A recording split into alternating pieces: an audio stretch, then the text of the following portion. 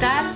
Les doy la bienvenida a este diálogo El Gran Color, universos urbanos y sus desbordes, durante el cual nuestro invitado especial, el reconocido antropólogo peruano Alex Huerta Mercado, estará conversando con Quiro Russo, director de la película El Gran Movimiento, y Sebastián Molina, director del documental Las Hostilidades.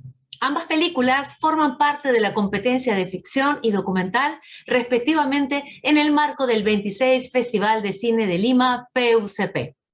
Primero, quisiera agradecer a nuestros presentadores, el Ministerio de Cultura del Perú, la Fundación BBVA y al Gran Teatro Nacional, a nuestro patrocinador France 24 y al Instituto Nacional de Radio y Televisión del Perú, IRTP, a nuestro auspiciador, El Comercio, también a nuestros colaboradores especiales, la Embajada Suiza y la Embajada de Francia en el Perú, y a Ejeda por el licenciamiento al festival.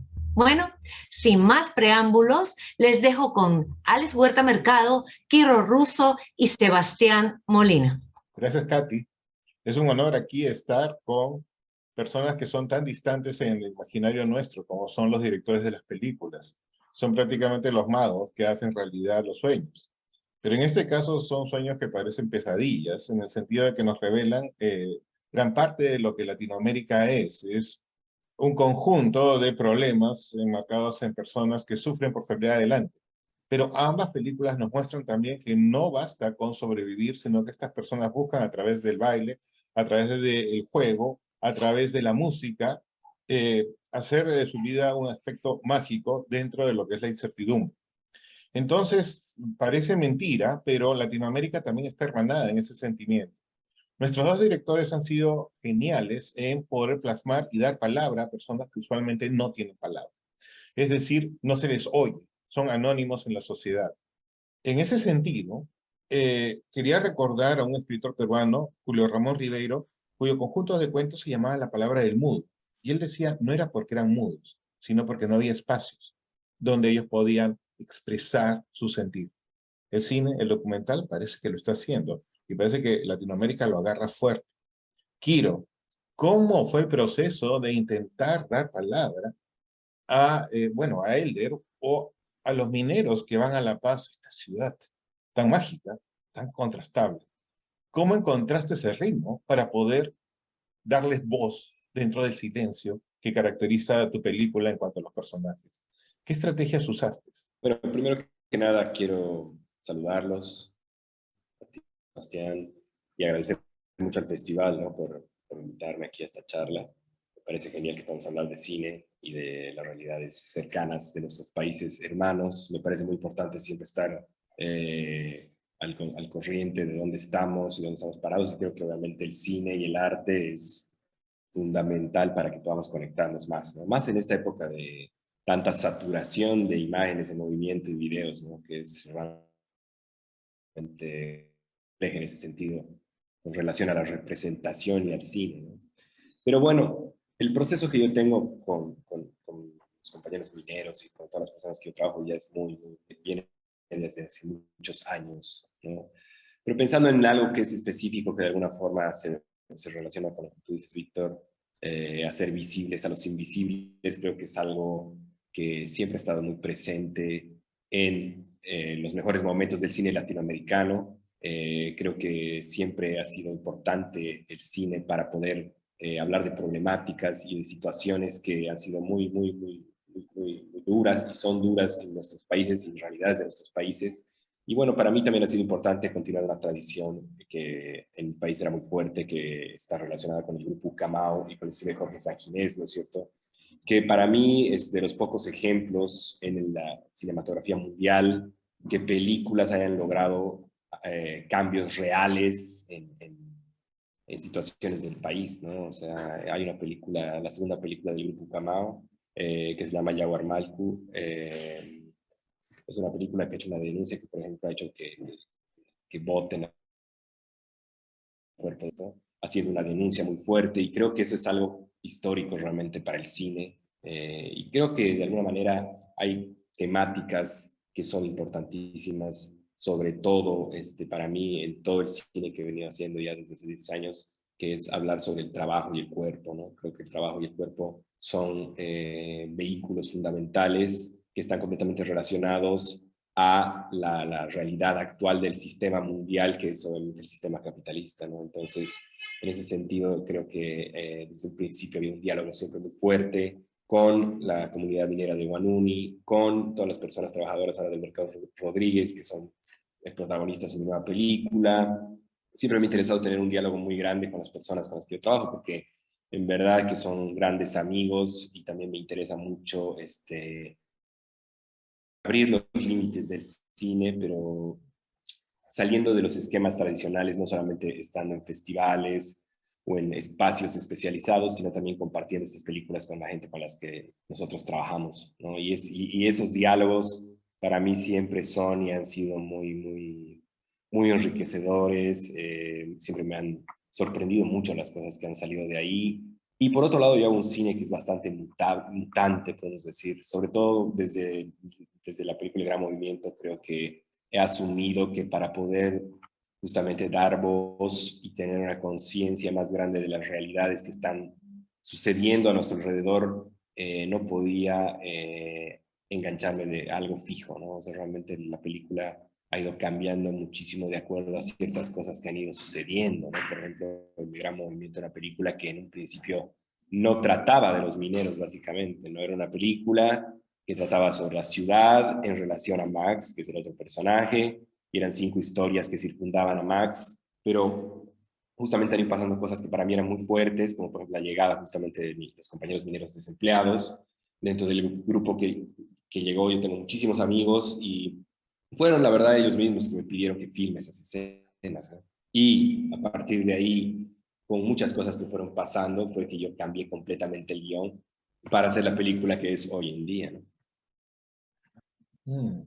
O sea, esto es algo fascinante, porque entonces es el director que no está escrito a un guión, sino que lo va construyendo, ¿no? Y lo va construyendo con los mismos actores, que dejan de ser actores ficticios y son tan reales como el director. En el caso de Sebas, es un autodescubrimiento, porque los actores evidentemente están vinculados a él, son en parte tu familia, y tú indirectamente, o no sé qué tan directamente, formas parte de. Sebas, ¿encontraste tú también tu voz, la voz de la población de Santa Lucía? O sea, ¿cómo les diste voz? Y debió ser desafiante también porque eran personas cotidianas para ti. Sí, pues un poquito, bueno, mi proceso para comenzar esta película, yo ahorita sigo estudiando cine en la escuela que se llama CCC, acá en México, y esto lo hice en mi año de documental, que es el penúltimo año de la carrera. Me acuerdo que la escuela nos da un periodo de 15 días para grabar en nuestro ejercicio documental y yo, pues, aunque tenía muchas inquietudes de muchas cosas, de muchos temas, yo decidí hablar de algo que yo conociera, de algo que yo he visto, porque sentía que por el esquema de producción que nos proponía la escuela, yo no iba a tener como, bueno, en general nunca me siento con la autoridad de hablar de nada, pero pues siento que hablar de cualquier otra cosa que no hubiera sido algo a lo que yo estoy familiarizado, hubiera sido una distancia que hubiera estado como muy coartada desde muchos lados, ¿no? Entonces yo por eso decidí hacer un retrato de mi familia, del pueblo de mi papá. También como por esta cuestión de, bueno, no sé, igual y hablando como un poquito como más de mis impresiones del documental, siento que el documental puede ser peligroso porque puede ser muy manipulable, puede caer muy fácilmente en estatutos morales o éticos o decidir qué es lo que está bien o mal sobre la vida de unas personas. Entonces, por eso, además de que es fácil venderlo, ¿no? Como algo objetivo, como algo que es la realidad, cuando para mí, pues el documental es cine y es sobre todo el punto de vista de un realizador, ¿no? Entonces, por eso mismo yo traté de hacer como algo lo más cercano posible a mí, en este caso el retrato de mi familia, y, y eso, ¿no? Porque eh, no sé, yo este documental siempre lo veo como un graffiti, como algo, como un documento de que mis primos y yo existimos en este momento de la vida, hicimos el graffiti, grafiteamos el zaguán de alguien y después nos fuimos, ¿no? Como que no es tanto, siento yo, como es claramente como un reflejo de estos lugares que para mí es como importante verlos, porque son lugares que conozco y son lugares que no he visto representados en la iconografía del cine mexicano, al menos como que siento que hay imágenes muy claras de cómo es la urbe mexicana y cómo es lo rural mexicano, pero esos lugares que están en medio, a los cuales no se les voltea a ver, a menos que sea desde el punto de vista periodístico, desde el reportaje, que pues tiene como un punto de vista muy, a mi sentir, como alejado, desde cierto punto, desde el morbo, que no les daba como esta cuestión de identidad y de representación audiovisual que estos lugares tienen, ¿no? Entonces también mucho de mi búsqueda fue ver estos lugares como a mí me gustaría verlos. Un poco igual y eso, o sea, yo quería ver a mi familia y los lugares donde crecí en una pantalla grande. Digamos que eso fue como mucho del impulso que me hizo querer hacer este documental. Claro, interesante y también doble desafío. Ahora, hay algo que tú has dicho que es común en todos nosotros, esta dolorosa modernidad en la cual Latinoamérica ha caído, ¿no? Benedetti lo llamaba dolorosa modernidad y también está, en antropología decimos liminal, es decir, no estamos ni en un sitio ni en otro. Es como un rito de pasaje que cuando estás atravesándolo, antes de convertirte en el nuevo ser que el rito te va a dar, estás en una transición y estás al mismo tiempo moderno, tradicional, seguro, inseguro, integrado, no integrado. Esa ambigüedad en que vivimos en Latinoamérica. Quiro, para mí Max es un elemento también ambiguo, que une varios elementos y tal vez en su propia personalidad mágica y al mismo tiempo, desde el punto de vista occidental, extraño, une. Pero en tu película lo que yo veo es eso, un permanente tránsito, o sea, el individuo en una ciudad rara, fascinante. Tú no tienes idea el impacto que genera esto que en Lima no tenemos, funiculares, etcétera. O sea, una ciudad moderna y no moderna al mismo tiempo, rodeada de contrafuertes andinos que llegan al altiplano, una modernidad rara y a los mineros caminando sin poder encontrar un espacio. Claro, como las señoras les dan acogida, pero es cierto que no está ni en un lado ni en otro. ¿Cómo has podido tú reflejar eso, este tipo de ambigüedad que todos los latinoamericanos sentimos, pero tal vez ellos lo sientan más? Ambigüedad, no ser de un sitio ni de otro, estar siempre en este permanente tránsito. ¿Lo has sentido así también, Kiro, o es lo que yo sentí en tu película? ¿Y cómo la reflejas?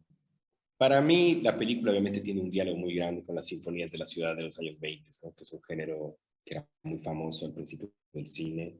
Me interesaba desde un principio hacer una película que tenga este tipo de diálogo, este tipo de forma. Me interesa a mí pensar mucho y justamente enganchándome un poco con justamente la antropología, la arqueología, pensando mucho en las huellas del tiempo, de una manera más consciente al filmar una película, ¿no? En las huellas de muchos niveles, además de representación que están en la película, tanto espaciales como narrativas, como las presencias, todo eso me ha interesado muchísimo, ¿no? Pero volviendo a lo de la sinfonía, creo que al tratar de hacer una sinfonía de la ciudad en el siglo XXI, obviamente tiene que ser lo diametralmente opuesto a lo que fueron las sinfonías de la ciudad en el principio del cine, ¿no? Y el principio del cine, las sinfonías de la ciudad, lo que intentaban hacer era de crear una elegía justamente hacia la modernidad y hacia la tecnologización masiva, momento en Europa principalmente, ¿no? Entonces, para mí era muy coherente hacer eso, justamente La Paz, por la decadencia de esa idea y a la vez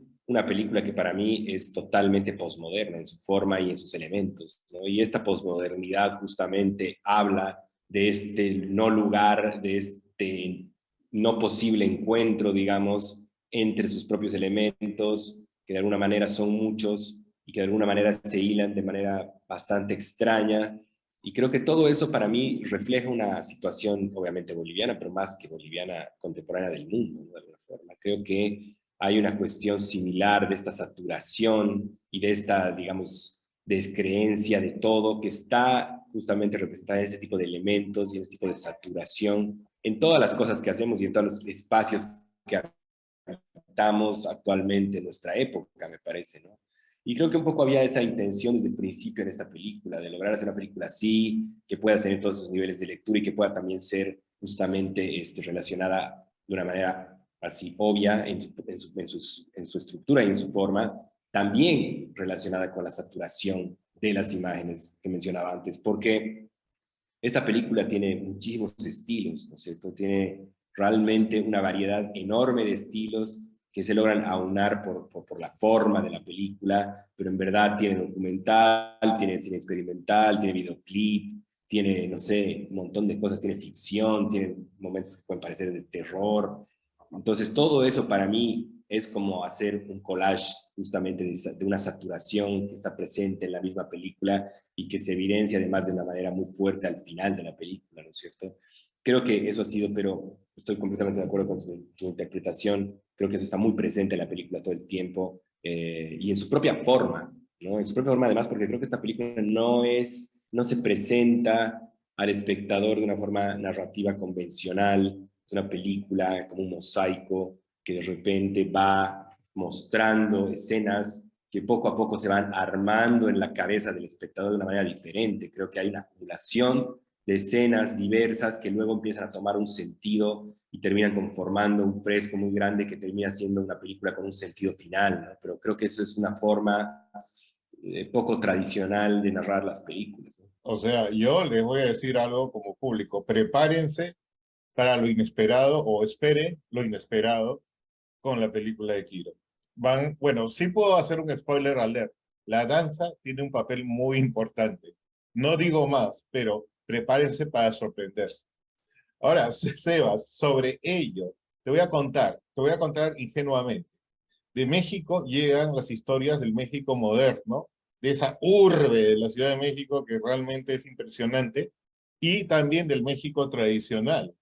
Digamos así, México de la escuela que nos enseñan, de los aztecas, del México indígena, si se puede llamar así. Pero es cierto que no de este espacio de migración urbana no está bien representado, ¿no? Entonces me parece que es interesante que trabajemos como tú has hecho este espacio intermedio, como lo has convertido en un panorama, en un fresco que podemos integrarlo ya a nuestro imaginario y entenderlo.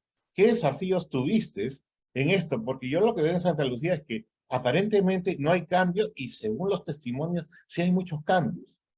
Es un espacio rico y dinámico, poco atendido. Cuéntanos, por favor, ¿cómo lo expresaste y cómo viste este estado de permanente transición entre que nunca se toca en el cine? ¿Cómo Claro, lo pudiste expresar? sí, bueno, creo que todo eso,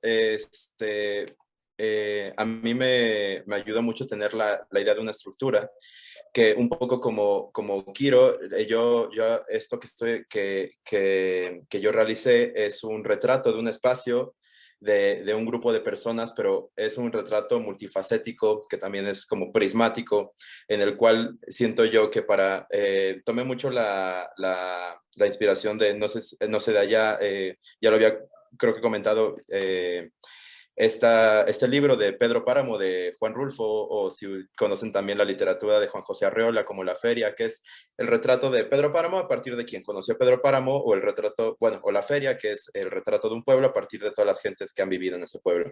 Entonces yo tenía esta idea de hacer un retrato del lugar de la familia de Umpa a partir a distintas voces y a distintos tiempos. Todo eso como para generar, a partir de irme por las tangentes, ir generando una imagen, ir generando como este prisma.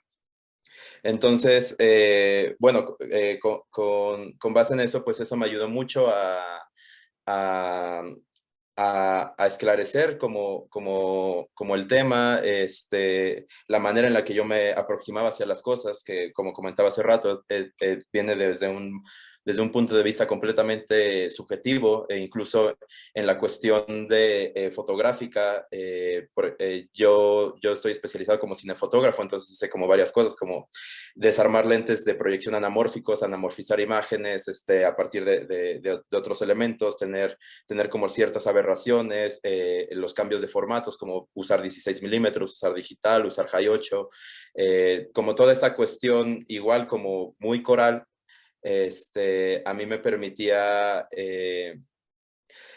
a mí me permitía desde la cercanía que tengo establecer mi distancia con lo que estaba hablando, y a partir de esa distancia que yo establecía, como todo esto que estamos viendo es, son cosas de la vida cotidiana, pero al mismo tiempo es una apropiación, es un punto de vista de alguien que es externo, que al mismo tiempo pues también viene de ahí.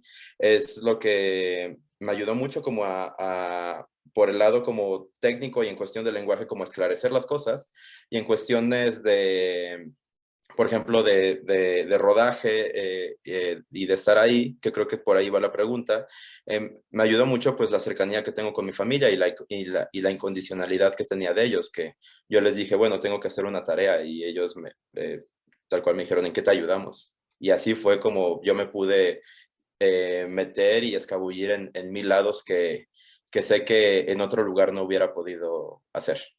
O sea, claro, y la influencia de Pedro Páramo, a pesar que las personas están bien vivas, yo la siento en el uso del murmullo como un elemento importante. Lo que se oye, o sea, a lejos, etcétera, y me parece una obra de arte como lo has llevado. Entonces, miren, con los dos jóvenes directores estamos viendo de que el cine por sí es un medio que es occidental, que ha tenido que adaptarse para ver otras realidades, pero los cineastas lo que hacen, entre otras cosas, es adaptar el lenguaje cinematográfico para poder entender qué está pasando, qué es lo que se ve, cómo pueden releerlo desde su propia experiencia, ya sea investigando, ya sea integrando a su familia. Ahora bien, lo que me interesa es que este no es un cine que se queda en el famoso cine de denuncia únicamente, sino que busca mostrar las cosas y mostrar las contradicciones.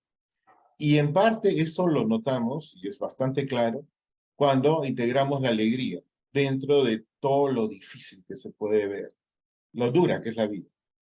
En ese sentido, la presencia de cohetones, ustedes, Sebas, ¿le dicen cohetones a los fuegos artificiales o no?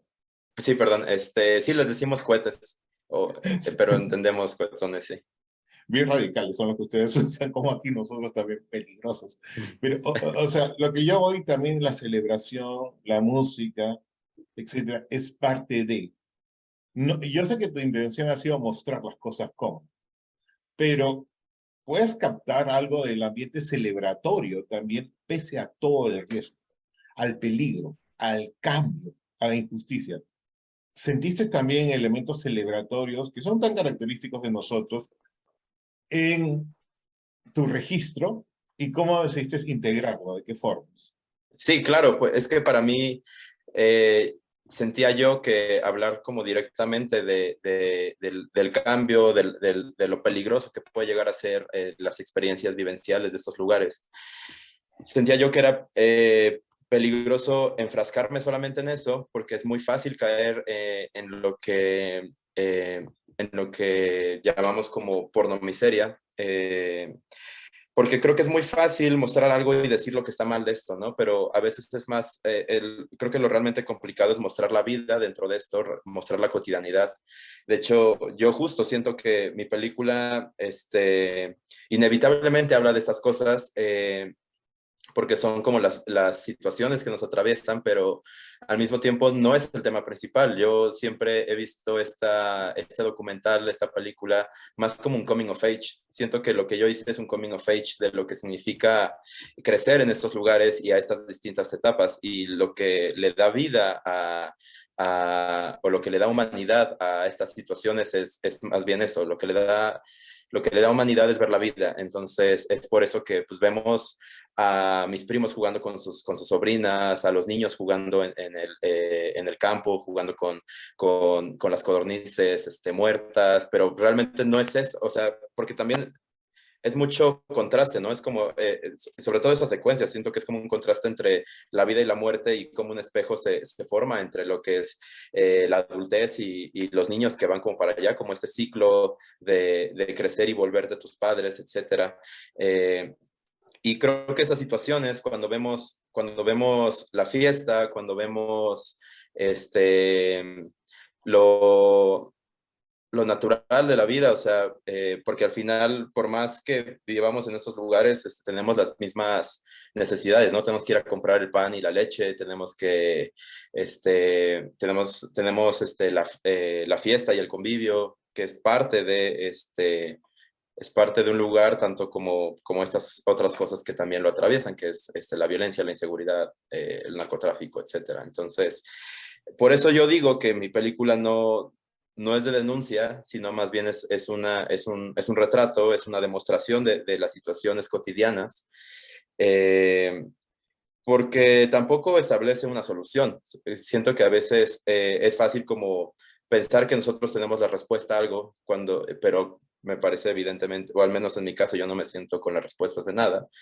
Y siento que a veces podemos aprender más si solamente nos callamos y escuchamos a quien tenemos enfrente, en vez de dar como nosotros, como realizadores, una opinión de esto es lo que se tiene que hacer, esto es lo que está bien o esto es lo que está mal. En el caso del documental, que siempre tiene un riesgo.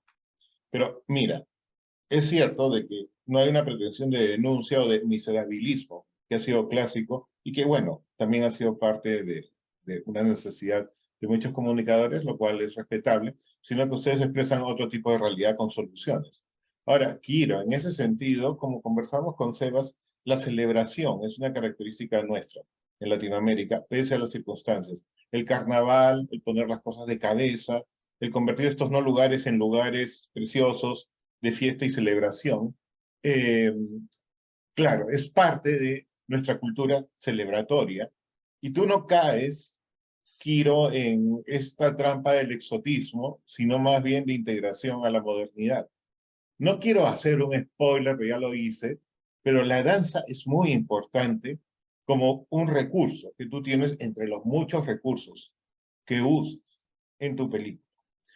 Pero quería saber cómo captas la parte celebratoria, la parte donde el individuo se niega a solamente ser víctima de la circunstancia y encuentra su diversión grupal y coreográfica. ¿Cómo la integraste tú y qué era lo que querías transmitir en la parte lúdica? ¿Cómo crees que nuestra celebración, nuestra cultura celebratoria latinoamericana entra en tu película? Tengo que advertir que entra muy bien. Es un spoiler, pero en fin. ¿Cómo la sientes? En verdad creo que para mí es muy importante y es muy importante los momentos musicales en las películas, que bueno, en la anterior película igual, en esta igual. Y por otro lado, yo siempre he estado muy en contra de, ahora un poco menos, pero realmente de hacer cosas folclóricas. No me ha interesado justamente agarrarme del típico folclore boliviano para mostrar ciertas cuestiones, sino más bien me ha interesado mostrar el lado que normalmente hasta parece sacado de los pelos, digamos. O sea, parece como que, por ejemplo, esa escena que tú mencionas, yo me hubiera inventado, mucha gente cree que me estoy inventando una cosa en mi cabeza, pero en la realidad está fundamentada en una realidad absoluta de Bolivia, ¿no? Se imagino que en Perú también hay este tipo de cosas. Lo que pasa es que el nivel de alienación, digamos, el nivel de globalización ya en este punto de la historia del mundo es tal que elementos realmente de la cultura popular, sobre todo gringa, se han acomodado en lugares impensados, pero además siendo tomados y reinterpretados, ¿no? Eso me parece a mí algo muy loco, muy interesante, ¿no? Entonces la música de los 80s, por ejemplo, en Bolivia y en mis películas es súper recurrente, no por un gusto personal, bueno, sí, me gusta muchísimo la música de los 80s, debo decir también a mí, pero la realidad eso está basado, obviamente, en la realidad de Bolivia, ¿no? En Bolivia, en el distrito minero de Guanuni, por ejemplo, la gente le encanta la música de los 80, así que son súper fans, y hay muchas fiestas que son de los 80, los mineros bailan.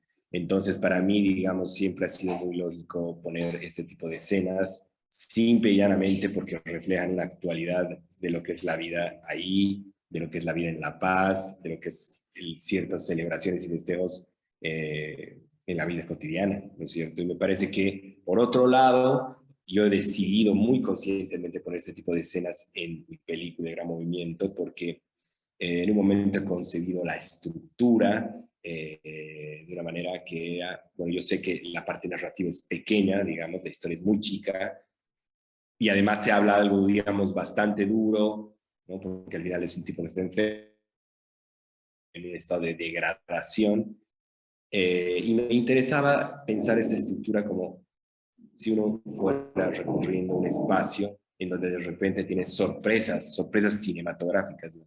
Diversos tipos de sorpresas que te transportan a otro tipo de experiencia, y entonces son cosas que van apareciendo progresivamente a lo largo del arco narrativo, hasta que llega, claro, el clímax de eso, que es uno de los momentos climáticos. No siempre los momentos climáticos son relacionados con la música, ¿no? Y esto también muy relacionado a esta idea de sinfonía, ¿no? O sea, no me ha interesado hacer una película en la que la música esté presente todo el tiempo, pero me parece que los momentos musicales son muy importantes en la película.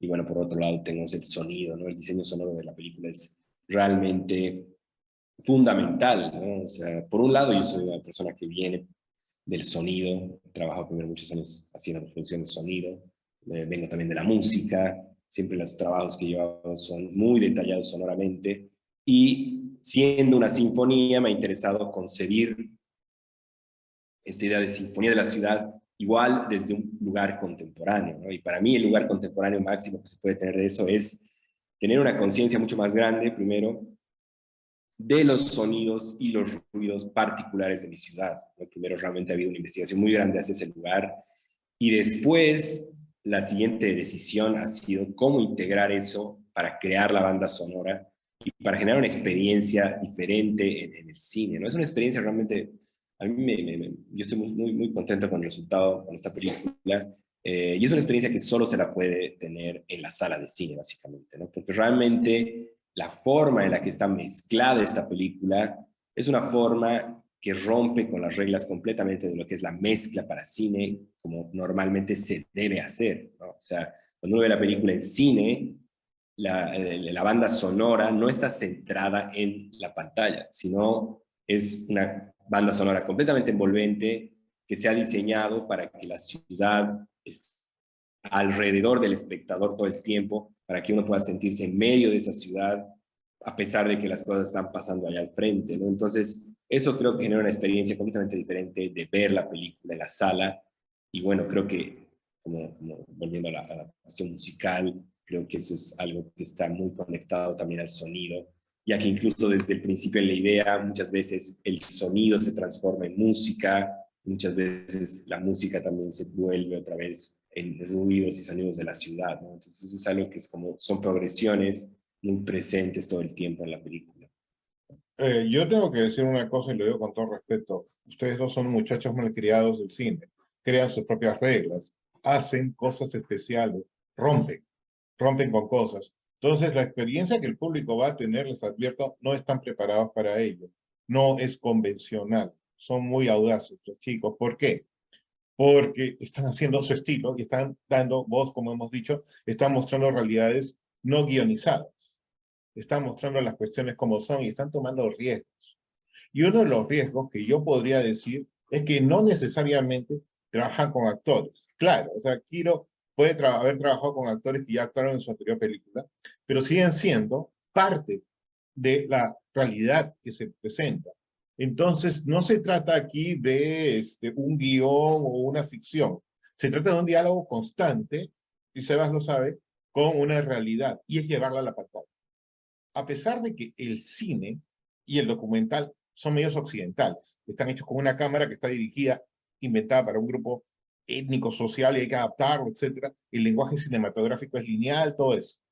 Pero eso implica que ustedes han tomado el riesgo de tener una relación con sus actores, si es que podemos llamarlos actores, y ellos, que ya tienen una relación con el cine, que lo ven como una cosa distante, que veían en la pantalla, que siempre salir en cámara siempre da miedo. A mí me da miedo ahorita estar aquí frente a ustedes. Entonces, ¿cómo ha sido la relación de las personas que participan en la película, que ustedes han dejado prácticamente que actúen o han dado mucha libertad con ustedes, los directores, y con la cámara. ¿Cómo la sintieron, ya que están abriendo un camino? Sebastián, ¿cómo la sentiste tú en tu caso, que era tu familia incluso? Sí, tuve dos acercamientos con ellos. Yo, por ejemplo, en mi primer ejercicio de la escuela, que es una ficción 1, yo brevemente es como el momento en el que el abuelo se muere y voy a volver a repetir esto se va a editar, entonces, perdón, voy a volver a responder, pero en el caso de mi familia, yo tuve dos acercamientos con ellos. Ellos antes ya me habían ayudado en un ejercicio de ficción para mi escuela en el primer año, pero con respecto a este documental, como te decía anteriormente, ellos tenían como mucha incondicionalidad conmigo. Igual y muchas veces yo no sentí la necesidad de explicarles tanto lo que yo quería lograr, lo que yo quería hacer, sino que ellos estaban en una disposición de que juntos hiciéramos cosas, e incluso tal vez ellos no entendiéndolas al momento, pero después, que ese es el segundo momento que tengo con ellos, es viéndolas ya en pantalla, ellos viéndose su retrato, viendo cómo los veo yo. Y entonces a partir de esos dos, lo que se generó fue como un círculo como de mucha confianza y de otro tipo de cercanía, más allá de la cercanía que tenemos de estos lazos sanguíneos, sino esta cercanía, pues, que generas con las personas en el cómo te ven y cómo tú las ves a ellos, y a partir de eso pues se genera otra dinámica con estas personas, en este caso mis primos, mis tíos, mi familia.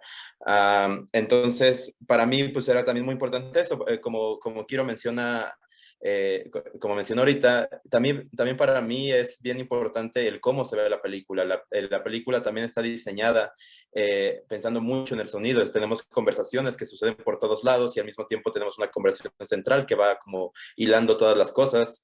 Al mismo tiempo también tengo mucha influencia de la música, del sonido. Mis padres se dedican al sonido, entonces como que también para mí fue bien importante no solamente el cómo se ve, que el cómo se ve también es yo teniendo esta formación como cinefotógrafo y teniendo estos formatos de CinemaScope, es para verse en grande. Siento que cuando veo mi película en una pantalla de computadora como que me da algo, siento que se le van muchas cosas, que se le va, que igual también no estoy nada en contra, ¿no? Creo que también está bien padre como lo, lo universal que puede, o bueno, más bien lo fácil que puede ser ya ver o aprender cualquier tipo de arte, sea cine, sea música, sean pinturas. Creo que el hecho de que podamos tenerlo a la cercanía es un gran avance que tenemos como humanidad y que no tenemos que desaprovechar. Pero también esta película, por otro lado, también la pensé para que se viera en proyectores grandes, porque tiene una imagen que es muy apaisada en el CinemaScope por los anamórficos que usé, que también tiene un diseño sonoro que se pensó en Dolby Atmos, que es tener un sistema de sonido de mínimo 12 bocinas que van a los lados y que van arriba y abajo, como para tener una sensorialidad sonora mucho más presente. Y eso es algo que también le quería comunicar a mis primos. No solamente es el ejercicio a mi familia, como el ejercicio de que ellos estuvieran ahí conmigo en el rodaje, sino que también ellos lo vieran en este tipo de espacios, que también tuvieran esta cercanía con el cine. Ahorita que estuvimos en los festivales aquí en México, pues he tratado ellos han venido lo más que han podido, los he traído también a verse en estas pantallas, en estos sistemas de sonido, porque igual la casa de mi abuela es una pantalla que tiene 20 años de vieja y ahí vemos las películas, ahí vemos la tele en la sala, ¿no? Entonces quería que ellos también tuvieran esta experiencia cinematográfica, no solamente en el proceso del rodaje, sino también en el proceso de visualizar una película ya finalizada con la intención de verla como, entre comillas, se tendría que ver. Una cosa, aquí una parte pedagógica que quiero decir que es muy importante, que tanto Sebas como Kiro nos hacen ver el sonido. El sonido como, o sea, tal vez para el espectador pase desapercibido, pero es mucho esfuerzo, y si no hubiera tampoco el mensaje. Y en este caso es interesante porque es el sonido que da, que nos habla también de mucho del silencio. Y eso me fascina y es una gran lección. Ahora, Kiro, sobre eso, o sea, mira, tu película, y no quiero hacer spoilers, pero hay reflexividad. Al principio se entrevista a alguien que formó parte de tu anterior película. También hay, o sea, bastante conciencia, pero hay una dirección, sobre todo, o sea, en mi punto personal, nuevamente spoiler, a los personajes femeninos que actúan con una naturalidad bárbara y que aportan mucho a la película. ¿Cómo fue tu relación con los que vienen a ser tus actores? Que es enorme. Y en algún momento, toda la ciudad de La Paz parece tu actor. O sea, le da su personalidad a la ciudad. Pero hablando de los personajes de carne y hueso, ¿cómo fue tu relación previa y post y durante? Porque parece que hay mucha cercanía entre director y actores y actrices. Bastante especial y curioso como yo trabajo, ¿no? Porque como ya les había contado, yo ya estoy 12 años trabajando con la comunidad minera de Huanuni, y en verdad que sobre todo los principales no son actores para mí, no son mineros para mí, sino son grandes amigos míos de la vida, ¿no? O sea, no son gente que yo lo busco para el cine, ni gente que yo estoy pensando en trabajar en cine, sino son amigos míos. Se van a mi casa, estamos compartiendo siempre, ¿no? O sea, incluso viajo y yo hablo con ellos, son mis amigos, básicamente. Entonces, eso hace que, primero que nada, haya una cercanía increíble, ¿no? Eso sobre todo con los principales, ¿no? Pero por otro lado, también hay que decirlo, o sea, sobre todo los que son mineros, que sobre todo Julio César Ticona, que es Elder, para mí se ha transformado realmente en un actor, ¿no? Es una persona que definitivamente el cine le ha cambiado la vida ya desde mi primera película, y además a él le encanta hacerlo, ¿no? Y realmente él ya tiene una gran conciencia de ser filmado y de además hacer cosas que para mí han sido sorprendentes. Esta película, por más que no hay una actuación, digamos, de interpretación de diálogos, me parece que en su papel específicamente es bastante complejo porque es algo muy físico, ¿no? Y a pesar de ser algo muy físico, se ve muy real. Entonces, realmente para mí él ha logrado hacer algo alucinante, ya como, digamos, una persona que tiene un potencial realmente de estar frente a las cámaras como actor de cine. Eso en el caso de él y en el caso de los mineros, que son grandes amigos míos.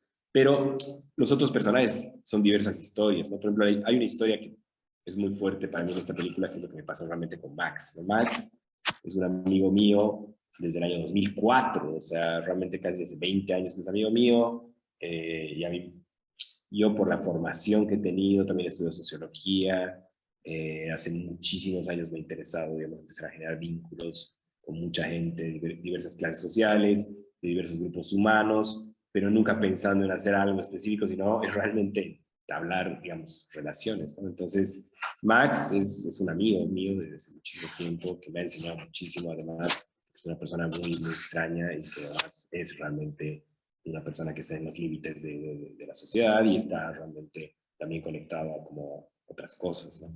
Entonces, de alguna manera, él ha sido la inspiración más grande para hacer esta película.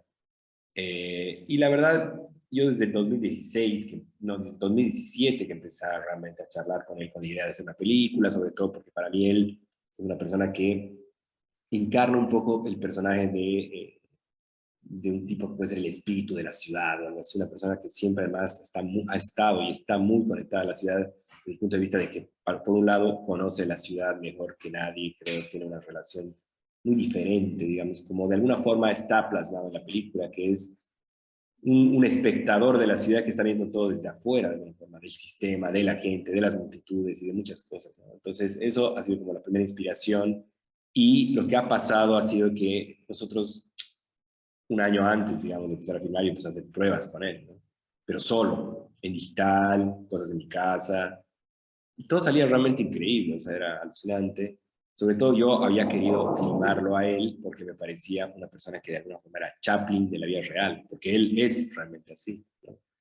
Pero me pasó algo que era completamente inesperado. Yo empecé a filmar la película, digamos, si no me equivoco, en marzo de 2019, me lancé a empezar a filmar, día 1, empezamos y ¡pam! Max no podía estar frente a las cámaras, básicamente, no podía estar frente a las cámaras a un nivel que era impresionante. O sea, acabando ese día, él me dice, oye, hermano, tú estás loco, o sea, tú no quieres hacer trabajar, o sea, imagínate lo que quieres hacer, yo no puedo trabajar, o sea, estás mal. Días siguientes a eso, Max ya se empezó a escapar de la filmación. escapaba de la filmación, no aparecía este personaje que yo quería filmar. Y claro, ahí yo tenía que ser muy frío y decir, no, realmente lo que yo quería hacer no se puede hacer directamente. Entonces ahí paré de filmar y reescribí todo completamente para hacer la película en función a Max y en función a lo que había sucedido justo en ese mismo momento, que era la llegada de mis amigos los mineros, para que además él pueda ser el personaje, ¿no? Porque para mí eso era fundamental. No importaba cómo, para mí él tenía que ser. No podía haber un reemplazo, no podía haber una cosa. Entonces, de alguna manera, todo está diseñado para que él pueda estar en la película y además sacrificando lo que yo más quería filmar de él, que era un Chaplin de la vida real, porque al final el personaje no es así, ¿no es cierto? Entonces, de alguna manera, yo he construido con el montaje, con el guión, y entendiendo qué cosas sí se podían filmar con él, un personaje, ¿no? Entonces, por ejemplo, en el caso de él es algo completamente diferente. Y en el caso de las señoras, ha sido también un proceso más bien mucho más documental, ¿no? O sea, yo sabía lo que quería de cada escena, yo estaba buscando esa naturalidad, ese humor, sobre todo con el grupos de señoras. Y por ejemplo, en ese caso, yo lo que he hecho es filmar las escenas, la misma escena, muchas veces, con muchos grupos, ¿no? Entonces, era súper interesante porque era la misma escena, salía pésimo y con otras señoras tenía otro tipo de cosas buenísimas, hasta que al final realmente he encontrado a las señoras que definitivamente me han podido dar lo que yo estaba buscando, ¿no? El caso de Mama Pancha, igual, es una señora que realmente desde el primer momento que yo la he conocido he dicho, bueno, esa señora tiene algo más, alguna ternura, algo que definitivamente te puede dar mucho sin decir mucho, ¿no? Yo creo que el cine tiene mucho que ver con eso, ¿no? El carisma es importantísimo en los personajes, no importa si son actores o no son actores, creo que hay algo que tienen que tener las personas que están frente a la cámara, porque si no, no pueden conectar, no transmiten algo más allá, que para mí obviamente el cine es fundamental, ¿no? Para poder justamente conectar con el espectador. Por eso me parece muy duro el trabajo de la actuación. Yo no, realmente no trabajo con actores, creo que nunca voy a trabajar con actores, pero siempre pienso que es muy duro el trabajo de la actuación en ese sentido, ¿no? Uno puede ser muy buen actor, puede tener la técnica, y si no tiene el carisma, lastimosamente creo que es muy difícil que pueda comunicar mucho, ¿no? Apocalipsis Now, me hace recordar la filmación, ¿no? En Filipinas. Ahora, claro, o sea, ustedes mismos lo han dicho, es contar historias. Y ustedes las cuentan de manera poco convencional. Y aquí viene mi pregunta, pero es una pregunta brava y también tengo derecho a ser malcriado. En una época de MTV, bueno, no, MTV ya tiene más de 30 años, ¿no? Y eso, donde el corte, la edición era saltante rápidamente, tenía que pasar algo y la acción se pedía a gritos. El cine comercial ha incurrido, las multisalas, ya poco espacio para cine experimental. El público tiende a migrar hacia ese tipo de narrativa. En cambio, ustedes están planteando una narrativa contemplativa, una narrativa que yo diría, voy a usar mi término antropológica, es decir, que intenta ver el punto de vista del actor social y la actriz social, que es que exige al espectador. Ese es un riesgo, pero eso es lo que ustedes están buscando, Sebastián. Estás buscando exigir al espectador acostumbrado al McDonald's, acostumbrado a la hamburguesa, a la comida rápida. Es un riesgo, pero es una exigencia que estás planteando. Pues creo que sí, así como siento que es como con la comida, ¿no? Yo disfruto todo tipo de comida, el gusto siendo como uno de los sentidos que tenemos también, así entiendo y aprendo del mundo, ¿no? Entonces, yo disfruto igual de un McDonald's, así como disfruto de una buena comida, mucho más preparada, tomada a su tiempo, como slow food, por así decirlo. Y sí, o sea, creo que también el cine tiene que fungir de una manera similar, ¿no? O sea, el cine, por un lado, pues también tampoco tiene que ser cómodo, no tenemos como esa necesidad y también tiene que ser demandante. Mi película creo que también tiene, ahorita que hablabas del MTV, yo me acuerdo que cuando yo estaba entrando bueno, más bien creo que de lo que me hizo llamar mucho mi atención desde hacia lo audiovisual, para mí fue los videoclips y fueron las caricaturas. Para mí eso fue lo que a mí me acercó de yo estar viendo en la televisión ese tipo de contenidos, lo que me llamó la atención hacia la imagen en movimiento. avecena, porque sobre todo en la escuela, pues es como muy común que alguien diga como, mi película favorita es El acorazado Potemkin, ¿no? Y cuando pues, realmente a mí lo que me llamó más la atención fue la animación, fue el videoclip, que mi documental dentro de todo, porque sí tiene muchas cuestiones contemplativas, que muchas cuestiones con el ritmo, con los tiempos, pero también tiene algo que siento que es como un lenguaje mucho más, por de alguna manera llamarlo punk. O sea, de pronto tengo guitarrazos de shoegaze, donde tengo música similar a la de Sonic Youth, como un poquito más gronchero. Y luego tengo contrapuntos igual sonoros, por ejemplo, donde salen canciones del folclore mexicano, como La Bruja, que es de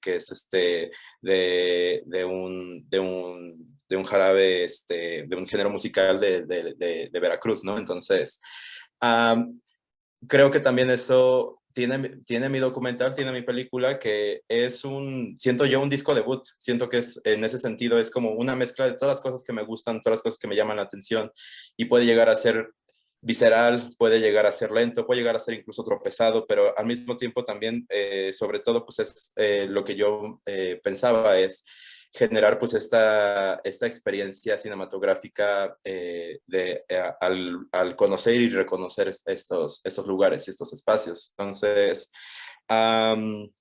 sí, tal vez un poco para contestar la pregunta, me gustan las dos, me gustan todo tipo de comida, todo tipo de ritmos, todo tipo de tiempos, y es algo que traté y de alguna manera mayor o menor de plasmar en este ejercicio. Claro, o sea, como tú has dicho, todo tipo de comida, pero entonces a Kiro vamos a preguntarle, porque a él le gusta, la idea es la sinfonía. Entonces, esta combinación de Mozart, un poco de reggaetón, un poco de todo, va a llegar, o sea, exiges tú a tu público. Yo lo veo así, nos exiges. Te enfrentas a la tradición comercial de todo masticado, todo claro, y sobre todo ediciones no contemplativas, sino rápidas. ¿Estás contracorriente en ese sentido, Kiro, o quieres exigir a tu público y cómo enfrentas las modas actuales del público, que al final es el Pero más que destinatario? exigir, yo siento que respeto muchísimo al público, ¿no? Ujú. ¿Me escuchan? Sí. Sí, claro, contundente. Yo realmente respeto mucho al público, en verdad. Creo que para mí es importantísimo poder dejar que la gente piense por su cuenta, ¿no? Y justamente todo el dispositivo cinematográfico mainstream lo que intenta es todo lo contrario, es robarte la mente y generar, digamos, un tipo de enajenación para que el espectador pueda embelezarse con ese mundo, que para mí más que un arte o un cine o una cuestión, digamos, incluso narrativa, porque finalmente siempre son las mismas historias, generalmente el bien contra el mal, es más parecido a un parque de diversiones, ¿no? Y con eso, como Sebastián decía, no, no es que yo estoy en contra de estas películas, no voy a ver, no, no se trata de eso, ¿no? Pero se trata de una coherencia para mí, la relación de pensar desde dónde estamos haciendo cine, y sobre todo algo que es muy importante para mí hoy en día, que es pensar dentro de lo que yo hago, que es hacer cine y ser director de cine, qué es político hoy en día realmente. Y para mí es mucho más político poder romper con los cánones establecidos de lo que es la realización cinematográfica, que sumar simplemente una historia más a esta inundación, saturación insoportable que existe de cuestiones audiovisuales, ¿no? O sea, es algo que ya me parece que se ha salido de control a un nivel ridículo, ¿no? O sea, tal nivel que literalmente ya estamos haciendo todo el día así, ¿no? En todo el sistema TikTok, que está ya en todas las plataformas, digamos, de las redes sociales. Entonces, no me interesa a mí ser un tipo que aporte uno más de esos videos, digamos, al universo de la basura. O sea, la verdad es que me sentiría muy mal haciendo eso. Por otro lado, a mí nunca me ha interesado, digamos, pensar el cine desde un punto de vista ni siquiera comercial. Me parece ridículo pensar en industria, por ejemplo, viniendo de Bolivia, siendo un país que no tiene ni siquiera industria de nada. Entonces, de repente va a tener industria de cine y vamos a creer que vamos a ser Hollywood. No, no creo. No, me parece como que todos esos pensamientos vienen de una ingenuidad absoluta ante la realidad de lo que son nuestros países, sobre todo, ¿no? Sobre todo pensando en Perú y Bolivia, por ejemplo. O sea, no me parece como coherente y me parece que además justamente hacer pensar puede lograr que haya un diálogo mucho mayor entre las personas que realmente se aceptan entrar a esos códigos y ese tipo de películas, ¿no? Y eso para mí es algo que me interesa muchísimo. Lastimosamente, hay que también asumir que al no haber una educación cinematográfica, al estar cada vez más cerrada la hegemonía, este tipo de películas que nosotros hacemos terminan pareciendo aún mucho más extrañas y mucho más descabelladas, o a veces, como me ha pasado mucho a mí, creen que las decisiones que son completamente conscientes vienen más de la precariedad que, que del pensamiento, ¿me entiendes? O sea, y eso me parece bastante duro, porque en realidad, incluso he escuchado, ¿no? Es como que, claro, no hay muchos planos porque no hay plata, digamos, ¿no? Entonces, ese tipo de pensamiento me parece una locura, o sea, realmente siempre hay respuestas medio que tienen que ver con validar todo el tiempo lo que la gente conoce y lo que la gente quiere ver. Y la verdad es que para mí es sorprendente, ¿no? Porque, por ejemplo, no sé, a veces me pasa, sobre todo con el gran movimiento, o sea, a mí realmente me gusta la película, entonces alguna vez, no sé, estoy borracho, digamos, vuelvo de una fiesta y con un loco así, pongo la película y la veo, y la empiezo a ver y de repente la veo entera y termina la película y digo, pucha, realmente me gusta esa película, ¿no? Y luego le digo a algún amigo, pucha, he vuelto a ver la película y me dice, pero tú estás loco, ¿cómo vas a seguir viendo la película? O sea, ya fue la película, ¿no? Pero en verdad no, o sea, en verdad yo siento que si uno se sale de los códigos de lo que debería ser, realmente te puedes encontrar con algo que para mí es un viaje realmente alucinante, digamos, ¿no? Y creo que eso es lo que me interesa del cine, no solamente de hacerlo, sino de verlo, ¿no? Yo soy realmente muy cinéfilo, entonces me encanta encontrarme ese tipo de películas también, ¿no? Que puedan darme eso. Ahora, hablando de la exigencia, claro, me parece muy bien que las cosas sean exigentes, porque esa es otra cosa que también me parece muy triste a la que hemos llegado por la naturaleza misma del cine y por su forma, y sobre todo porque es un arte muy caro y siempre está envuelto siempre el hecho de que tienes que tener tecnología, tienes que tener recursos. Obviamente se puede hacer en diferentes formas las películas, puedes hacerlo en un cuarto con tus amigos y hacerlo aún así barato, pero en la realidad nunca va a ser lo mismo que estar frente a un papel solo en un cuarto, digamos, ¿no? Eso, y creo que eso hace que se olvide que al final es un lenguaje, ¿no? Y que dentro de un lenguaje hay diferentes niveles de comprensión y de exigencia que siempre van a tener los lenguajes, o sea, sin ir lejos, ¿no? Si hablamos de Rulfo, si hablamos de Borges, si hablamos de un montón de escritores latinoamericanos que me encantan, no sé, Guimarães Rosa, no cualquiera lee esos libros, o sea, esos libros están para la gente que justamente ha leído bastante y luego terminan llegando ahí y pueden entender y relacionarse con ese tipo de literatura y es una cuestión también de aprendizaje y de evolución dentro de una forma de percepción de los lenguajes. Entonces me parece que el cine es exactamente igual, ¿no? Entonces, si estamos esperando que todo va a ser exactamente lo mismo, que es lo que más o menos espera la mayoría del público, estamos perdiendo muchas posibilidades de recibir cosas increíbles que te pueden dar las películas que no son lo que esperamos todos los días, ¿no? Claro, ese es el desafío, pues. Pero hay algo que quiero decir, y ahora cojo el monopolio. Este par de muchachos son unos malcriados que han logrado que un lenguaje tan difícil y también tan exigente, incluso económicamente como el cine, que el sistema no se interponga entre ellos y que nos den un producto que permite dar voz a quienes no tienen voz y lo han hecho al estilo de ellos. Puedo decir que las dos películas son democráticas como no se ve nunca. Y también puedo decir que nos da una esperanza que Latinoamérica está generando su propia identidad, una identidad que va contra corriente. A veces pienso que hacer cine en Latinoamérica es remar contra corriente en una canoa con hueco. Pero estos chicos están haciendo tabla hawaiana, o sea, están haciéndolo muy bien. Por eso, no sé, los invito a que vean lo que han hecho los chicos. O sea, es alucinante en las hostilidades y en el gran movimiento lo que podemos descubrir. Ahora bien, una cosa que quiero decirles también, no solamente van a ver personas en la pantalla, van a ver un espejo de lo que somos, esta zona del mundo donde la modernidad se impuso de una manera dolorosa. Y ya estamos dejando de ser víctimas de eso y estamos convirtiendo un medio como el cine como una forma de darnos rostro, una forma de darnos voz. Entonces, bueno, felicitaciones chicos, ha sido un honor. Me alegro que dos personas con tanto talento sean también tan humildes y tan llevaderas. Yo tenía mucho miedo de hablar con ustedes porque vi su obra y dije, wow, ¿no? Entonces les agradezco mucho que que nos hayan abierto sus espacios y sobre todo su obra, ¿no? Estoy seguro que la vamos a disfrutar bastante. Katy, no puedo decir más, estoy impresionado. Muchísimas, muchísimas gracias.